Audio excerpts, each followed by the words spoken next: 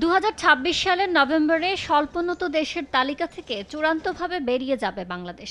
এতে বৈশ্বিক বাণিজ্য থেকে শুরু করে সহজ শর্তে ঋণ প্রাপ্তির সুযোগ যেমন কমবে, তেমনি মেধাস্বত্বের আন্তর্জাতিক আইনের আওতায়ও পড়বে দেশ। প্রধান নির্বাহীগণ, এমন পরিস্থিতিতে নিজস্ব সক্ষমতা বাড়ানোর বিকল্প নেই বলে আবারও স্মরণ করিয়ে দিলেন অর্থ উপদেষ্টা। শনিবার রাজধানীর আগারগাঁওয়ে এমআরএ ভবন উদ্বোধন অনুষ্ঠানে তিনি একথা বলেন। আরএমজিদের জন্য বলি, আর কত ইনফ্যান্ট ইন্ডাস্ট্রি আর্গুমেন্ট করবে? 50 বছর তো হয়ে গেল, এখনো বলেন প্রোটেকশন দেন, এখনো বলেন কি, এখন তো ঋণ বেড়েছে, তারা ডেইলি দৌড়াদৌড়ি করে ট্যাক্স কমিয়ে দেবেন, এটা কমবে না। আর আমি পরে বললাম যে আলটিমেটলি বাজেটই হবে না, সবই যদি কমিয়ে দেয়।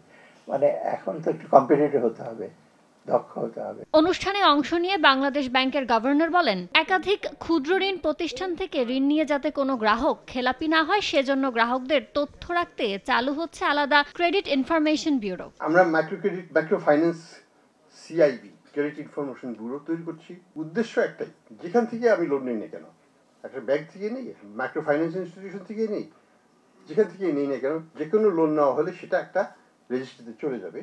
ফলে যেটা হবে, বিভিন্ন মাইক্রো ফাইন্যান্স ইনস্টিটিউশন থেকে একই ব্যক্তি বা একই পরিবার অনেক লোন নিচ্ছে এবং ঋণগ্রস্ত হয়ে পড়ছে, সেই জায়গাটা থেকে যেন আমরা বেরিয়ে আসতে পারি। এ সময় গভর্নর জানান, গ্রামীণ অর্থনীতি বড় হয় ক্ষুদ্র ঋণ প্রতিষ্ঠানগুলো অন্যান্য আর্থিক প্রতিষ্ঠানের সঙ্গে প্রতিযোগিতায় পড়ছে। টিকে থাকতে প্রযুক্তি নির্ভর হওয়ার পরামর্শ তার। এই চ্যালেঞ্জ মোকাবেলা করে টিকে থাকতে। ইয়ানুর শিফাত, সময় সংবাদ, ঢাকা।